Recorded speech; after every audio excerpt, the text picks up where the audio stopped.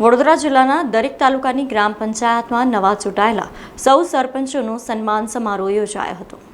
વડોદરા જિલ્લાના દરેક તાલુકા ગ્રામ પંચાયતમાં નવા ચૂંટાયેલા સૌ સરપંચોનો સન્માન સમારોહ વડોદરા જિલ્લા ભારતીય જનતા પાર્ટી કાર્યાલય પર યોજાયો હતો, જેમાં વડોદરા જિલ્લા ભારતીય જનતા પાર્ટીના અધ્યક્ષ રસિક પ્રજાપતિ, વડોદરા જિલ્લા ભાજપાના પ્રભારી રાજેશ પાઠક, ધારાસભ્ય શૈલેષ મહેતા, ધર્મેન્દ્રસિંહ વાઘેલા, ચૈતન્યસિંહ ઝાલા ઉપસ્થિત રહ્યા હતા અને જેમાં મોટી સંખ્યામાં સરપંચો અને ગ્રામ પંચાયતોના સદસ્યો હાજર રહ્યા હતા, જ્યાં તમામ સરપંચોનું ખેસ ઓઢાવીને બહુમાન કરવામાં આવ્યું હતું। ભારતીય જનતા પાર્ટી વડોદરા જિલ્લા વતી જે સરપંચો ચૂંટાઈને આવ્યા છે એ સૌ સરપંચોનું સન્માન ભારતીય જનતા પાર્ટી વડોદરા જિલ્લા દ્વારા કરવામાં આવ્યું છે અને ભારતીય જનતા પાર્ટી સાથે તમામ સરપંચો આજે ઉપસ્થિત રહેવાના છે।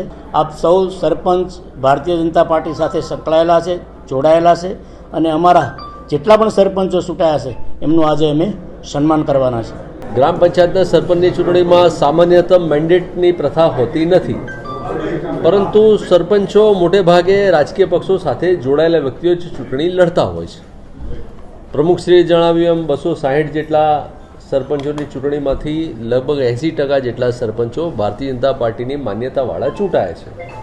બાકીના કેટલાક સરપંચો પણ ભારતીય જનતા પાર્ટીમાં જોડાવાની ઈચ્છા પ્રમુખશ્રી સાથે અને અમારા સૌ આગેવાનો પાસે વ્યક્ત કરી છે।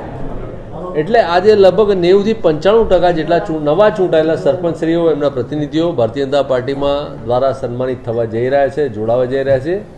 ત્યારે અમે આશા રાખીએ છીએ કે વડોદરા જિલ્લામાં લોકશાહીના પાયાના સ્તંભ જેવા સરપંચો ભારતીય જનતા પાર્ટીની વિચારધારા સાથે જોડાયેલા છે અને જોડાઈને સૌ વિકાસના કાર્યોમાં મોદી સાહેબે જે પ્રકારે ગુજરાતની જનતાને છેવાડામાં બેઠેલા માણસ સુધી પહોંચવાની વાત કરી છે એ દિશામાં વડોદરા જિલ્લા ભારતીય જનતા પાર્ટી સુપેરે કામ કરી રહી છે અને કામ કરશે।